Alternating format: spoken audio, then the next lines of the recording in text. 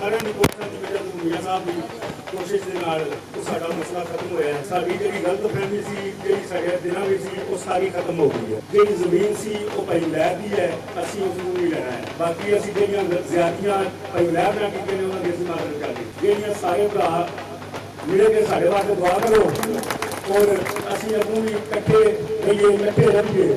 ਮੇਰੀ ਤਰਫੋਂ ਸਾਰੇ ਭਰਾਵਾਂ ਨੂੰ ਅਸਲਾਮ ਵਾਲੇਕੁਮ।